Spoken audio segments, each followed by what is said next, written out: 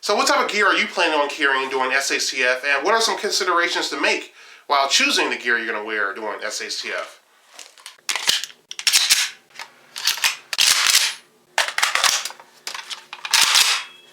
Okay, I want to talk about guns and gears during SHTF. And just to be clear, SHTF will be a serious social breakdown, societal breakdown in which the power grid collapses and there's chaos on the streets. And you essentially have to defend your home or whatever you're at from potential looters or people who may, predators, people who may threaten you or your family. So, what type of gear would you wear? Well, obviously a lot of the gear that I wear, a lot of the gear that I prepared for that is not the type of gear I would wear on a regular basis. Maybe something I would bring out to the range. But I just want to bring up some important issues, some lessons I learned. Okay, this is the first sort of chest rig I acquired. Okay, it has many compartments where you can put in your magazines, which are pretty good. It actually has Velcro, so if it doesn't reach that little button right here, you just put the Velcro over it, and you should be good. It seemed like an interesting idea.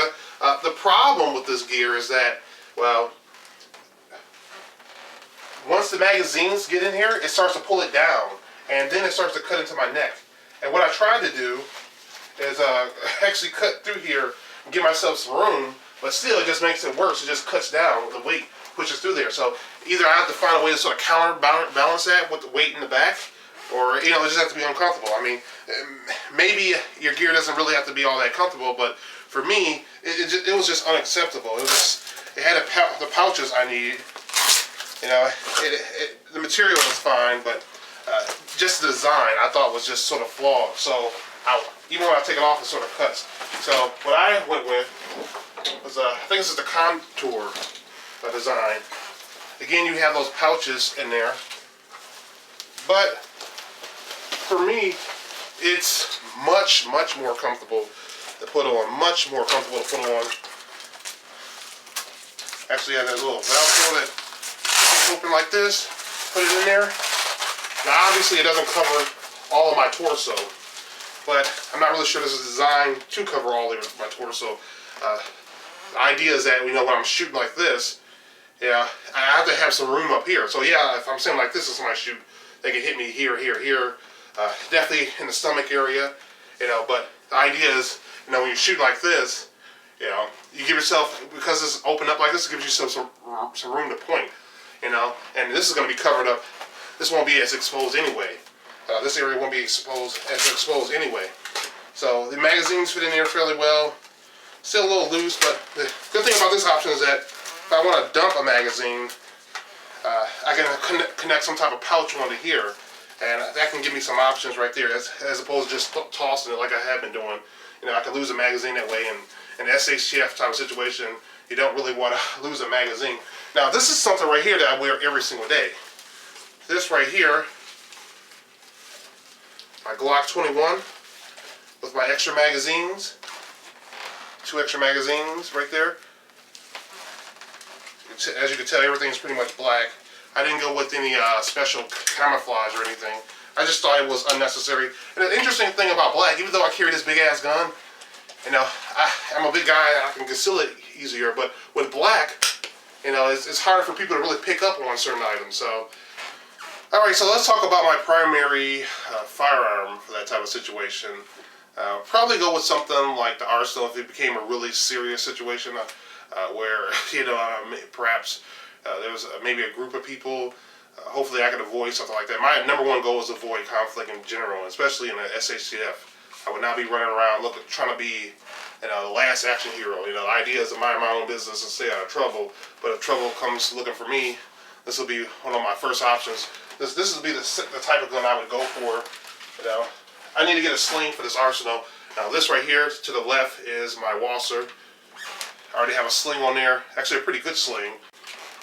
This has been 100% reliable for me. The Wasser, Sentry Wasser, as well as the Arsenal. But, my first gun ever, which was this Alaska edition of the Mossberg 500, I actually lost my bead originally, so I had to replace the bead with a gold one. And actually split the wood in my forend, so I had to replace that. Had to replace this. It's working fairly well. Haven't had a chance to shoot it since I replaced it, but You know, if you decide to go with a Mossberg 500, you may want to consider, and not, again, maybe this might be good for the range or something, but you go with a bandolier. I'm just gonna slide them in. You put the rounds in. This way, if you have a situation in your house and you decide to use a Mossberg 500 and SHTF, you know, you can actually go with something like this.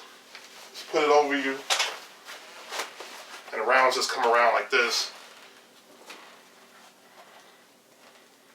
Thing is, if you want to use an AK, you gotta understand that the round penetrates pretty well. It penetrates through concrete, so you have to be aware of where you shoot. You gotta understand it's gonna shoot through a lot of stuff. So it's a decision you're gonna have to make. Some people may want to go with an AR because of its velocity, and it'll be less likely to actually go through a lot of stuff. So it's really up to whatever you want to go with. Of course, there's always trade-offs with the AR and the AK. You just have to make your own decision as to what you want to go with. But so expanded. Let's go into another area. Okay, this is something I didn't even think of. Somebody actually gave me this. You know, if you apprehend somebody, and for whatever reason, you know, family member goes nuts or whatever, which, you know, probably isn't likely. You know, here's an option you can go with. You know, some type of zip tie. Some people may go as far as using handcuffs. You know, to sort of deal with a situation. Make sure you have the keys to your handcuffs. Make sure you don't lose the keys to your handcuffs. You know, some people may decide to go with a pepper spray. Go with the pepper spray that actually has an open right here. You open up like this, and then you press down on that button. That way you don't have to worry about, I sprayed myself or sprayed somebody. One thing I would consider doing is actually taking something like this and put it onto the side. You might want to cut this off or something. Put it onto the side and actually put a walkie-talkie right here, so that if you're in a group and you want to talk to somebody, it'll be easier to use that way. A lot of times when you have a walkie-talkie, you have it in your pocket, or you can't really hear when somebody's speaking or whatever, unless they hit that button and go like beep. But you know, in a bad situation, you might not want to make that type of noise. Another thing is, if you would, a lot of the clips that come with those walkie-talkies, they pretty much suck and they break off. So if you put them all to your belt, you may find out, oh man, where's it at? I lost it, you know. So you know, you might, if you go with a walkie-talkie or a two-way radio, whatever you want to go with, make sure it's somewhere up here, close to your neck, so you just speak into it. See, here it is again, and here's a walkie-talkie that might work well for it. Now notice I didn't jam it in there all the way, because you don't want to. You want to still be able to press the button. You might want to hold it something like this. Actually, you gotta be mindful that you don't cover it so much that you can't have an area to speak into it, but at the very least have it somewhere near you. Or maybe you can put it right here, you know, or maybe you should put it right here so that when you're shooting, it doesn't get too much in the way. So another thing you have to think about: every time you add some gear onto your current gear, you have to ask yourself, how would it affect the current gear? Okay, right now I have one gas mask, which, you know, let's face it, isn't likely to be used during SHTF. I mean, it's possible, but you know, one of the things I have to consider is that if I'm going to have one, I should probably have one for everyone in the actual house. You know, here's a canister right here, and here's the mask itself. All right, just want to sort of grab the mask like this, put your face into it.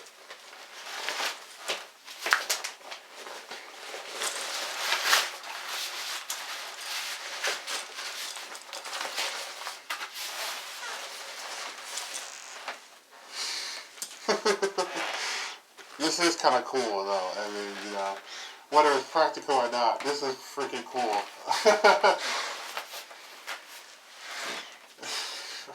Okay, on a more serious note, muzzle brake could also help you in shooting your AK. But you know, for me, I don't really need it. The muzzle climb isn't that big of a problem, and my concern is really sound. You know, this is going to make your gun louder, and if you're shooting from inside your house, the sound's going to be trapped in, bouncing off those walls, and it's going to sound even louder than normal.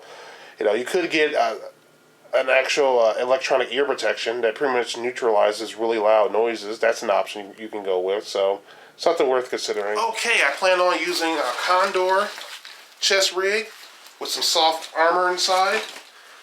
AK platform rifle will be my primary rifle. I also use a Wepons tactic sling. Pretty good system right here. It even has a quick release, a little pull on there.